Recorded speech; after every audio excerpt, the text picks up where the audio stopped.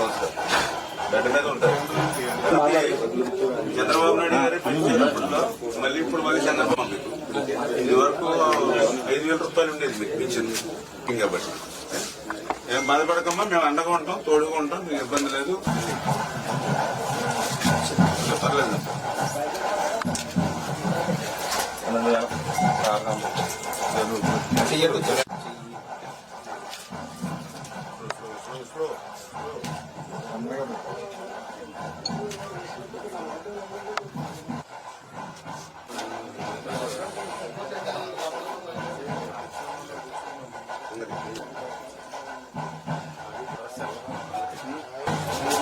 చంద్రబాబు నాయుడు గారు మన ముఖ్యమంత్రిగా ప్రమాణ స్వీకారం చేసిన తర్వాత 5 సంతకాలు పెట్టారు. అందులో 2వ సంతకం పింఛన్లు పెంచారన్నమాట. దాని అన్నమాట ప్రకారం మీకు 15,000 రూపాయలు.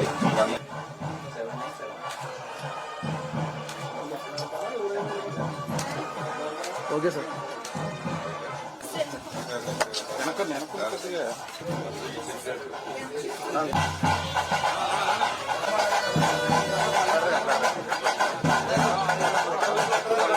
ఏం పేరు నీ పేరు? వేరే పింఛను 5 సంవత్సరాలు 1 రూపాయి కూడా పెంచలేదు. మరి మానవత్వం లేదా జగన్మోహన్ రెడ్డి అర్థం చేసుకోండి. అటువంటి పాపం దివ్యాంగులకు కూడా చంద్రబాబు నాయుడు గారు ఇచ్చిన 3,000 తప్ప 1 రూపాయి పెంచడం. మళ్ళీ ఇప్పుడు చంద్రబాబు నాయుడు గారు పవన్ కళ్యాణ్ గారు వచ్చాక ఇప్పుడు మళ్ళీ ఆ 3,000ని మళ్ళీ హ్యాపీనా? ఇంతకుముందు 10,000 వచ్చింది, ఇప్పుడు 6,000 వస్తా ఉంది. చదివిస్తే బాగా చదువుతుంది.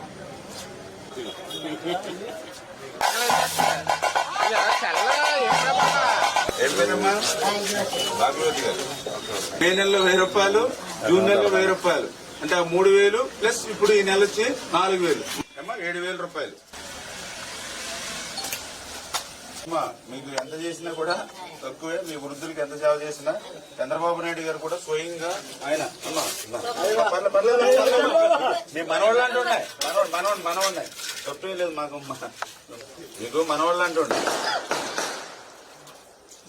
నేను కూడా మామూలుగా ఎట్లా మీలంటే సేవ చేయడం మాకు అదృష్టం. మీకు సేవ చేసే భాగ్యం. అమ్మా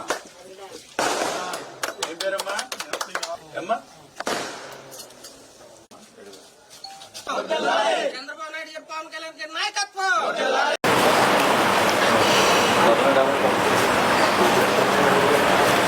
నిన్న ఒక్కరోజు మరి 4,400 కోట్ల రూపాయలు ఏదైతే పింఛన్ నిమిత్తం మరి ఈవేళ అందజేశామని అంటే, ఎందుకంటే ఈవేళ ఆంధ్రప్రదేశ్ రాష్ట్ర ఖజానా మొత్తం ఖాళీ చేసి వదిలిపెట్టినటువంటి పరిస్థితి జగన్మోహన్ రెడ్డి. ఖాళీ చేస్తే పర్వాలా, మళ్ళీ ఎదురు 12,50,000 కోట్ల అప్పు ఈవేళ ఆంధ్రప్రదేశ్ రాష్ట్ర ప్రజల నెత్తి మీద పెట్టాడు ఈవేళ జగన్మోహన్ రెడ్డి. ఖజానా ఖాళీగా ఉంది, ఎదురు 12,50,000 కోట్లు మళ్ళీ అప్పు. అంటే అప్పుని తీర్చాలి, అప్పు మీద వడ్డీని కట్టాలి, మళ్ళీ ప్రజలకి డెవలప్మెంట్ వెల్ఫేర్ చేయాలి.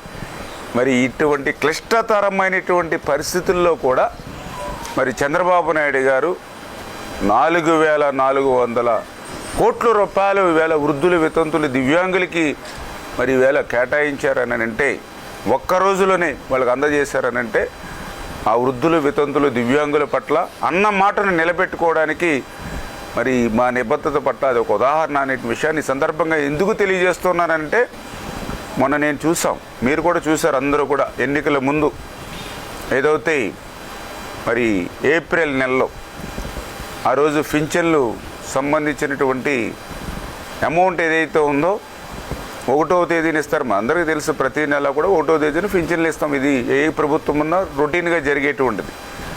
మొన్న ఏప్రిల్ నెలలో చూశారు మీరందరూ కూడా, 1వ తేదీన పింఛన్లు అందల, 2వ తేదీని కూడా అందల, 3వ తేదీని కూడా అందల.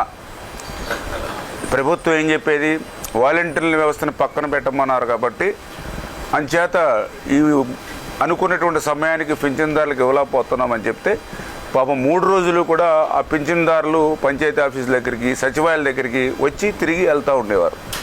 నేను 3వ తేదీన సచివాలయాల దగ్గరికి వెళ్ళి ఎంక్వైరీ చేస్తే, ఆ సచివాలయంలో అడిగితే వాళ్ళే చెప్పారు ఆ రోజు క్లియర్గా, ఏమ్మా ఎందుకు మీరు పెన్షన్ ఇవ్వట్లేదు, బయట చూస్తే 90 మంది ఉన్నారు మీ సచివాలయం ముందు, ఎందుకు ఇవ్వట్లేదని ఆ రోజు నేను ఏప్రిల్ నెలలో సచివాలయ సిబ్బందిని అడిగితే, మేము ఏమి చేయగలమండి, మాకు ఈ రోజుకి వచ్చినటువంటి అమౌంట్ 9,000 రూపాయలని అక్షరాల ఆ సచివాలయ సిబ్బంది చెప్పారు నాకు. 9,000 రూపాయలు 3వ తేదీన వాళ్ళ అకౌంట్లో పడితే ఎంతమందికి ఇవ్వగలుగుతాడు అతను? 3కి పెన్షన్ ఇవ్వగలుగుతాడు. అంటే ప్రభుత్వం ఏ రకంగా ఆ రోజు మోసం చేశాడో మీకు ఉదాహరణ.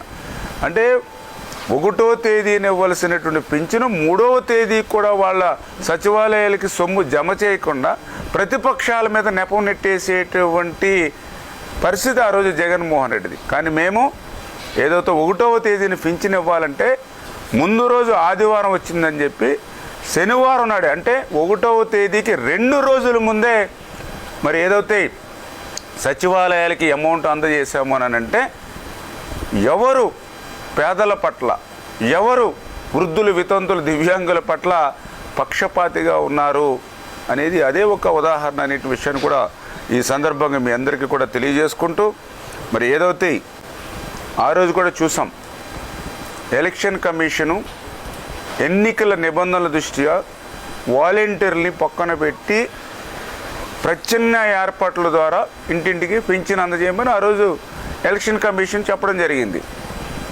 ఆ రోజు ముఖ్యమంత్రిగా ఉన్నటువంటి జగన్మోహన్ రెడ్డి దాన్ని కూడా రాజకీయ లబ్ధి కోసం ఉపయోగించుకోవడం కోసం ఆ రోజు పింఛన్దారుల్ని సచివాలయాలకి, పంచాయతీలకు వచ్చి తీసుకోమని చెప్పడం జరిగింది. ఆ రోజు మేము చాలా క్లియర్గా చెప్పాం, ఏదైతే ప్రతి సచివాలయంలో 10 మంది ఎంప్లాయీస్ ఉన్నారు, ప్రతి సచివాలయానికి యావరేజ్ 400 మంది లబ్ధిదారులు ఉన్నారు, ఒక్కొక్క సచివాలయ సిబ్బంది 40 మంది చొప్పునిస్తే ఒక్క రోజులోనే పింఛన్లు ఇంటింటికి అందజేయచ్చని నోరు నెత్తి కొట్టుకుని మేము అందరం కూడా ప్రతిపక్షాలన్నీ కూడా ఏకకంఠంతో ఆ రోజు జగన్మోహన్ రెడ్డికి చెప్పాం. కానీ జగన్మోహన్ రెడ్డి ఇలా పెడచెవని పెట్టాడు. ఆ రోజు పాపం సచివాలయాల చుట్టూ ఏదైతే పంచాయతీల చుట్టూ మండు టెండల్లో 45-48 డిగ్రీల సెంటీగ్రేడు ఆ రోజు ఉన్నటువంటి ఎండల్లో, గోడ గాల్పుల్లో సచివాలయాల చుట్టూ తిప్పాడు.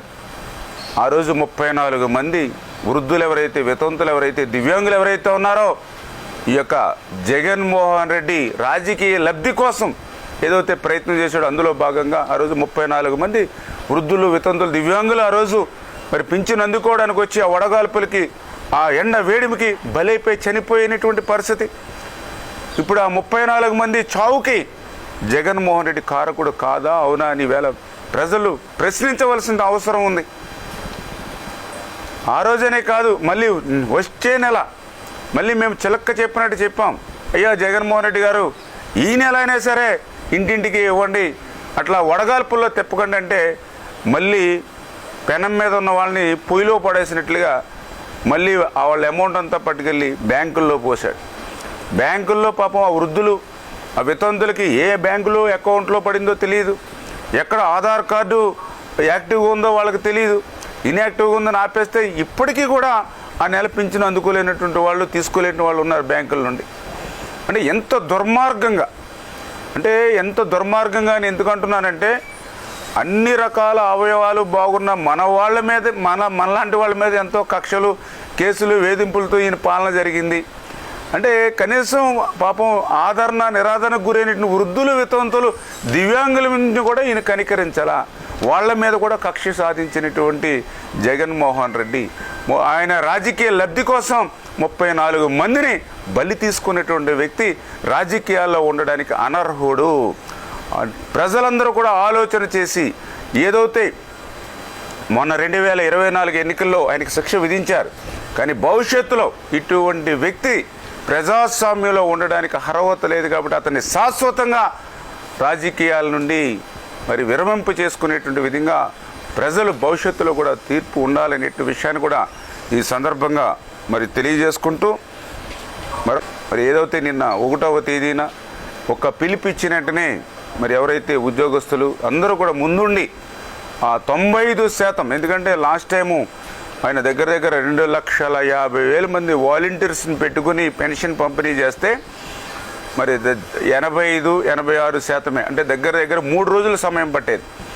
2,50,000 మంది వాలంటీర్స్ని పెట్టుకుని పంపిణీ చేస్తే దగ్గర 2-3 రోజుల సమయం పట్టింది. కానీ నిన్న ఉద్యోగస్తుల ద్వారా కేవలం 8-10 గంటల్లోనే 95% పింఛన్లు అందజేశారు. అందుకు మరొక్కసారి మీ అందరి తరఫున కూడా ఆ ఉద్యోగస్తులందరికీ కూడా సహకరించిన ప్రతి ఒక్కరికి కూడా వారికి కూడా మరొక్కసారి హృదయపూర్వకమైనటువంటి ధన్యవాదాలు, అభినందనలు కూడా తెలియజేసుకుంటూ